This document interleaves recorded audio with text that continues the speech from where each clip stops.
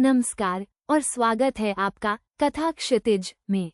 आज हम एक ऐसे अनसुलझे रहस्य की परतें खोलने की कोशिश करेंगे जो हजारों सालों से भक्तों, दार्शनिकों और विद्वानों को समान रूप से विस्मय में डालता रहा है। ये रहस्य है मार्कंडेय पुराण में वर्णित देवी की परम वापसी का। क्या आपने कभी सोचा है कि जब देवी दुर्गा राक्षसों का संहार कर ब्रह्मांड को संकट से मुक्ति दिलाती हैं, तब वे स्वयं कहाँ चली जाती हैं?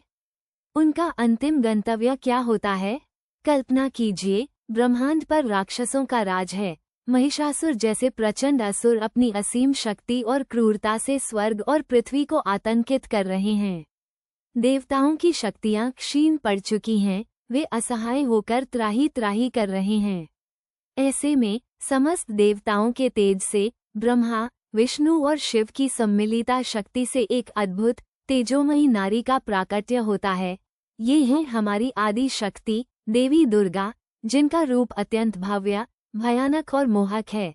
उनके मुख पर अनंत तेज है, उनकी अष्टभुजाओं में दिव्य शस्त्र शोभायमान हैं और उनकी एक गर्जना से तीनों लोक कांप उठते हैं।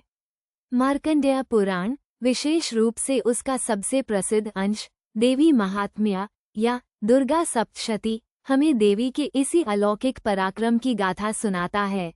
इसमें देवी के अनेक रूपों का वर्णन है: महाकाली, महालक्ष्मी, महासरस्वती। रणभूमि में उनका रौद्र रूप देखने लायक होता है।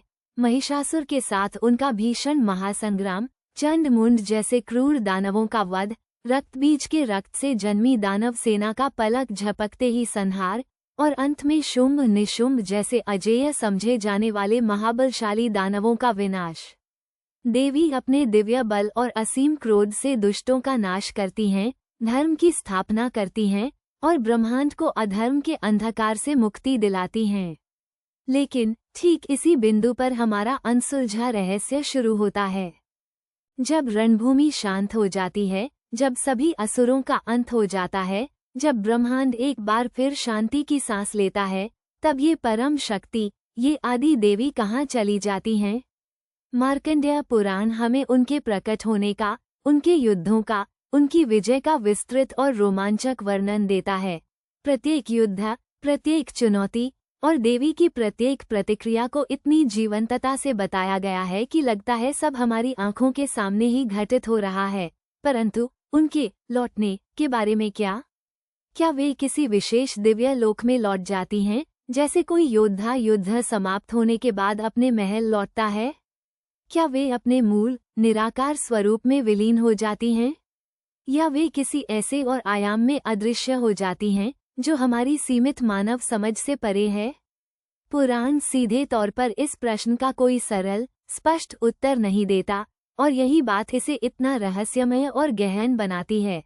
अधिकांश आध्यात्मिक गुरु और वैदिक विद्वान इस पर गहन चिंतन करते आए हैं। उनका मत है कि देवी कोई भौतिक सत्ता नहीं है, जिनका कोई निश्चित भौतिक निवास स्थान हो जहां वे जाकर रुक सकें। वे स्वयं ब्रह्मांडीय चेतना हैं, परम शक्ति हैं, जो निराकार भी हैं और आवश्यकता पड़ने पर साकार रूप भी धारण करती हैं। जब वे प्रकट होती हैं, तो यह उनकी लीला होती है, एक दिव्य नाटक, एक विशेष उद्देश्य के लिए किया गया सृष्टि का एक कार्य। जैसे ही वह ब्रह्मांडीय उद्देश्य पूरा होता है, वे अपने अव्यक्त निराकार स्वरूप में लौट आती हैं। ठीक वैसे ही जैसे सूर्य की प्रचंड किरणें दिन ढलने पर सूर्य में ही समा जाती हैं, या एक कुशल नर्तक अपनी भावपूर्ण प्रस्तुति समाप्त होने पर मंच से अदृश्य हो जाता है, वे कहीं जाती नहीं, बल्कि वे उस अवस्था में लौट आती हैं जहां से वे कभी गई ही नहीं थीं। उनका प्रकट होना और अदृश्य होना, दोनों ही उनकी सर्वव्यापकता और अनंतता के सूचक हैं। देवी स्वयं शक्ति का मूल स्रोत हैं, आदि पराशक्ति हैं, और शक्ति कभी नष्ट नहीं होती।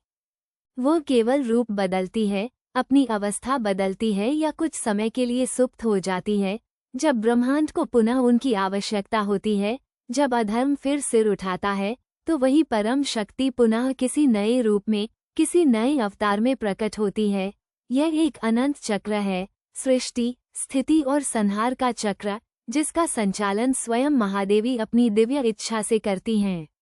ये रहस्य हमें केवल उनकी सर्वव्यापकता और असीम शक्ति की ओर संकेत करता है। भक्तों के लिए तो देवी कभी जाती ही नहीं। वे प्रत्येक हृदय में निवास करती हैं, हर कण में समाई हुई हैं।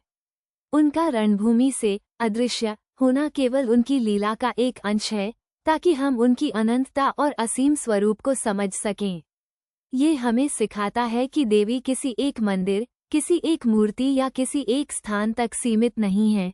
वे हर जगह हैं, हर पल हैं, हर जीव में व्याप्त हैं। यही उनकी वापसी का सबसे गहरा और अनसुलझा रहस्य है। वे कहीं नहीं जाती, क्योंकि वे हमेशा यहीं हैं, यहीं रहेंगी। अगली बार जब आप देवी महात्म्य पढ़ें, तो इस गहन रहस्य पर भी विचार करें। ये हमें उनकी दिव्यता के एक नए आयाम से परिचित कराएगा और उनकी महिमा को और भी गहराई से समझने में मदद करेगा। जुड़े रहिए कथा क्षितिज के साथ ऐसे ही और अनसुने, रहस्यमय और ज्ञानवर्धक कथाओं को जानने के लिए। धन्यवाद।